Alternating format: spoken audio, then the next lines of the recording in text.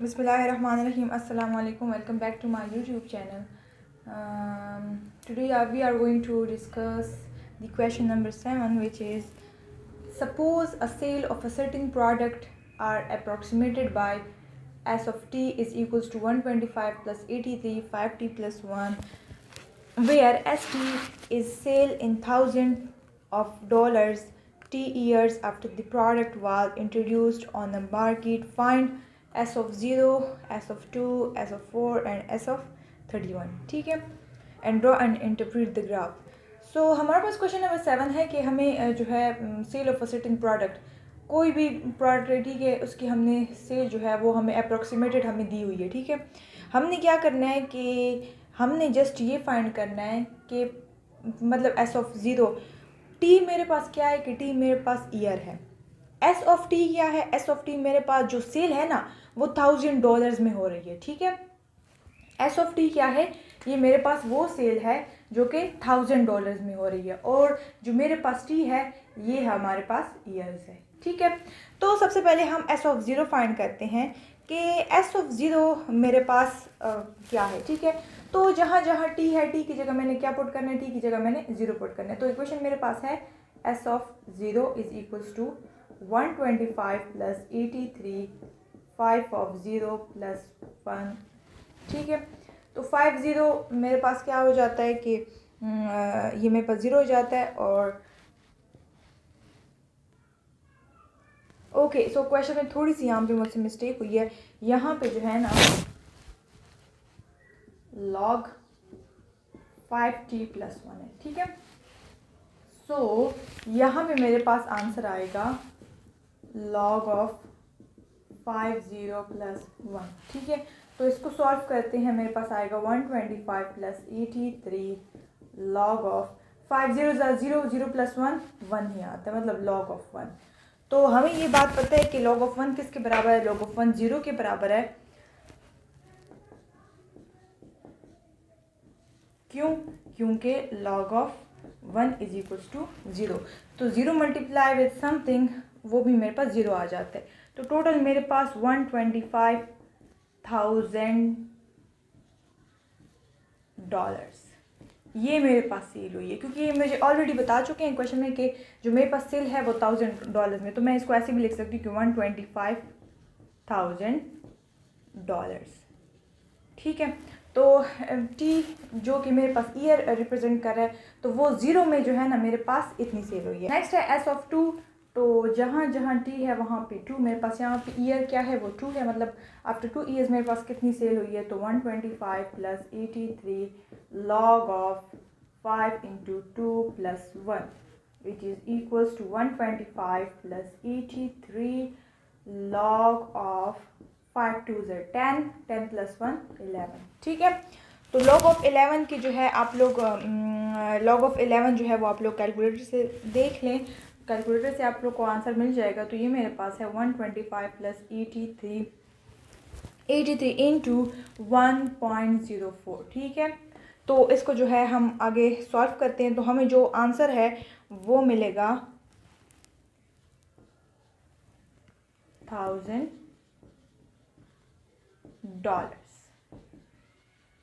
इसको ऐसे भी लिख सकते हैं कि $211,000। ठीक है, तो आफ्टर 2 ईयर हमारे पास जो सेल थी वो ये थी। ठीक है, सो आफ्टर 4 ईयर्स जब मेरे पास ईयर टी जो है वो 4 के बराबर है, तो हम 4 ईयर्स के लिए सॉल्व करते हैं। तो 125 प्लस 83, जहाँ जहाँ टी नज़र आएगा वहाँ पे हम क्या पुट करेंगे? 4। तो मेरे पास ये इक्वल है 125 प्लस 83 log ऑफ 5 4 ज़र 20 20 प्लस 1 21। कैलकुलेटर से आप लोग सॉल्व करें तो log ऑफ 21 जो है वो मेरे पास इक्वल है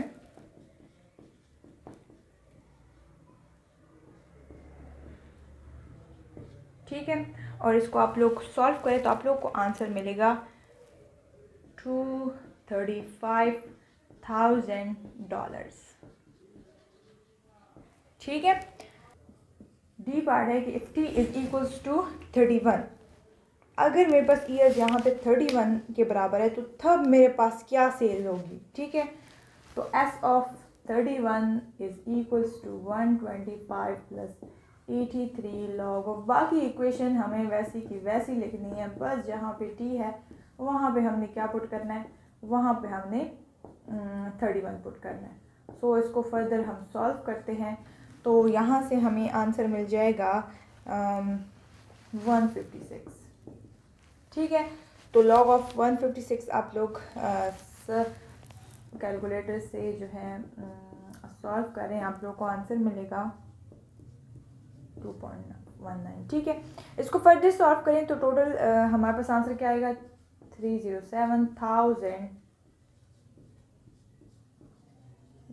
ठीक है, तो ये रहा हमारे पास डी पार्ट के, जब टी मेरे पास 31 की इक्वल था तो तब मेरे पास कितनी जो है सेल हुई थी, तो वो मेरे पास इतनी है। मैंने जो है सारी सेल जो है वो भी यहाँ पे लिख दी है और ग्राफ भी ड्रॉ कर ली है। एस ऑफ टी मेरे पास क्या शो कर रहा है कि वो मेरे पास जो सेल है वो $1000 में शो कर रहा है। ठीक है, और टी मेरे पास क्या कर रहा है, वो ईयर को शो कर रहा है। सो यहाँ पे हमने क्या करना है कि जस्ट हमने ग्राफ ड्रॉ करना है। सबसे पहले फर्स्ट में है एस ऑफ ज़ीरो, मतलब जब टी की वैल्यू क्या थी, ज़ीरो थी, तब मेरे पास सेल कितनी है, $125,000। ठीक है, तो ये तो ऑलरेडी $1000 को शो कर रहा है, तो हमने 125 हमारे पास यहाँ पे कहीं आ रहा है। ठीक है, तो ये मेरे पास रहा इसका फर्स्ट पॉइंट। ठीक है, फिर है एस ऑफ टू, कि जब मेरे पास 1 2 3 4 5, जब मेरे पास टी की वैल्यू टू थी, तब मेरे पास सेल कितनी थी, 211, मतलब 200 के आगे यहाँ पे कोई सेल थी। ठीक है, तो ये मेरे पास ये एक पॉइंट रहा। फिर मेरे पास थर्ड है कि जब मेरे पास एस ऑफ 4 था, मतलब 4 पे मुझे क्या सेल मिल रही थी, 4 पे मुझे 235 मुझे थोड़ी सी आगे यहाँ पे कहीं मिल रही है। ठीक है, तो ये मेरा थर्ड पॉइंट है। ठीक है, फिर है कि जब मेरे पास एस ऑफ 31, तो 31 तो मुझे कहीं यहाँ पे मिल रहा है। ठीक है, 31 पे मुझे क्या सेल मिल रही है, 307, मतलब 307 कहीं यहाँ पे होगा। ठीक है, तो ये ग्राफ कुछ इस तरह है।